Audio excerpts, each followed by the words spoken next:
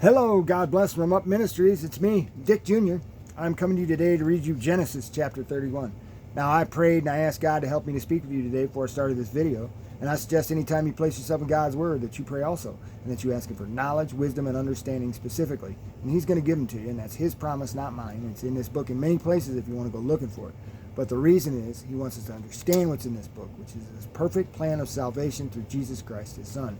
So everything we need to know about salvation and sin and salvation through Jesus Christ, God's Son, is in this book. So that being said, let's go ahead and get started in Genesis chapter 31.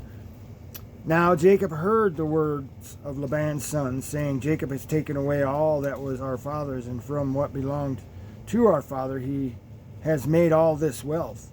Jacob saw the attitude of Laban, and behold, it was not friendly toward him as formerly. Then the Lord said to Jacob, return to the land of your fathers and to your relatives, and I will be with you. So Jacob sent and called Rachel and Leah to his flock in the field, and said to them, I see your father's attitude, that it is not friendly toward me as formerly, but the God of my father has been with me. You know that I have served your father with all my strength. Yet your father has cheated me and changed my wages 10 times. However, God did not allow him to hurt me. If he spoke thus, the speckled shall be your wages, then all the flock brought forth speckled. And if he spoke thus, the striped shall be your wages, then all the flock brought forth striped. Thus God has taken away your father's livestock and given them to me. And it came about at that time when the flock were mating, that I lifted up my eyes and saw in a dream, and behold, the male goats which were mating were striped, speckled, and mottled. Then the angel of God said to me in the dream, Jacob. And I said, Here I am. He said, Lift up now your eyes and see that all the male goats which are mating are striped, speckled, and mottled. For I have seen all that Laban has been doing to you. I am the God of Bethel, where you anointed a pillar, where you made a vow to me. Now arise, leave this land and return to the land of your birth. Rachel and Leah said to him, Do we still have any portion or inheritance in our father's house? Are we not reckoned by him as foreigners? For he has sold us and has also entirely consumed our purchase price. Surely all the wealth which God has taken away from our father belongs to us and our children. Now then do whatever God has said to you. Then Jacob arose and put his children and his wives upon camels.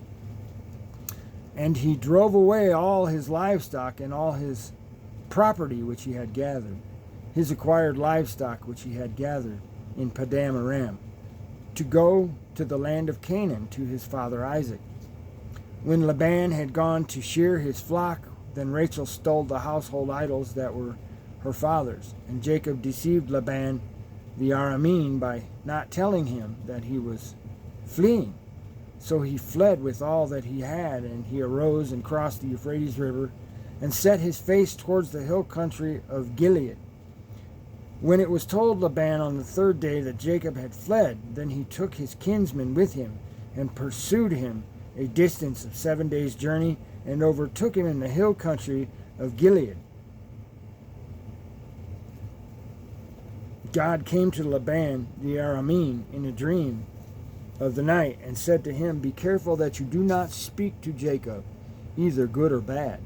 Laban caught up with Jacob. Now Jacob had pitched his tent in the hill country. Laban with his kinmen camped in the hill country of Gilead. Then Laban said to Jacob, What have you done by deceiving me and carrying away my daughters like captives of the sword? Why did you flee secretly and deceive me, and did not tell me that I might have sent you away with joy, and with songs, and with timbrel and lyre, and did not allow me to kiss my sons and my daughters? Now you have done foolishly. It is in my power to do you harm, but the God of your father spoke to me last night, saying, Be careful, do not speak either good or bad to Jacob. Now you have indeed gone away because you longed greatly for your father's house. But why did you steal my gods? Then Jacob replied to Laban, Because I was afraid, for I thought you would take your daughters from me by force. The one with whom you find your gods, gods shall not live. In the presence of our kinsmen, point out what is yours among my belongings, and take it for yourself. For Jacob did not know that Rachel had stolen them. So Laban went into Jacob's tent, and into Leah's tent, and into the tent of the two maids, but he did not find them. Then he went out of Leah's tent and entered Rachel's tent. Now Rachel had taken the household idols and put them in the camel's saddle, and she sat on them. And Laban felt through all the tent, but did not find them.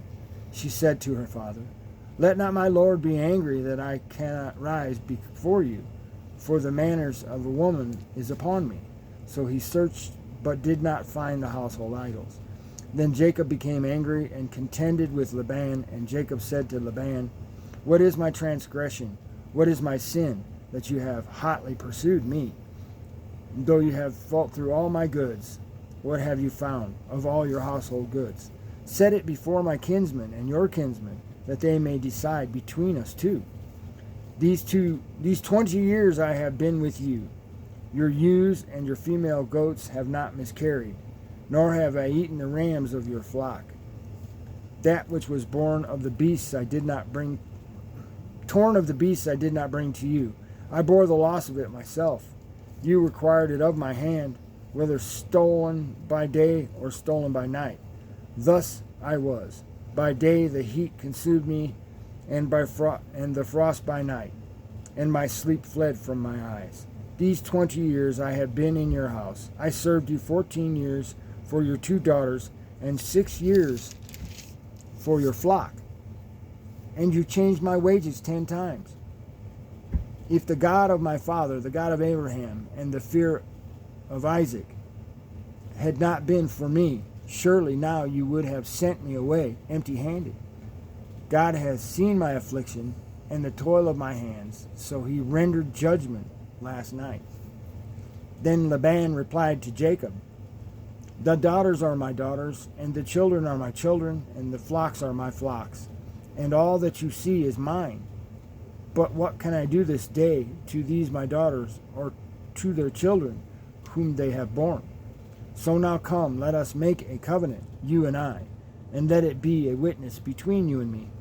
Then Jacob took a stone and set it up as a pillar. Jacob said to his kinsmen, Gather stones. So they took stones and made a heap, and they ate there by the heap. Now Laban called it Jegar-sahadutha, but Jacob called it Galeed. Laban said, This heap is a witness between you and me, and this day. Therefore it was named Galeed. And Mizpah, for he said, May the Lord watch between you and me when we are absent from one another. If you mistreat my daughters, or if you take wives besides my daughters, although no man is with us, see, God is witness between you and me. Laban said to Jacob, Behold this heap, and behold the pillar which I have set between you and me. This heap is a witness, and the pillar is a witness, that I will not pass by this heap to you for harm, and you will not pass by this heap and this pillar to me for harm. The God of Abraham and the God of Nahor, the God of their father, judged between us. So Jacob swore by the fear of his father Isaac. Then Jacob offered a sacrifice on the mountain and called his kinsmen to the meal. And they ate the meal and spent the night on the mountain. Early in the morning Laban arose, kissed his sons and his daughters, and blessed them. Then Laban departed and returned to his place. And that is all I have for Genesis chapter 31. Thanks for listening, and God bless.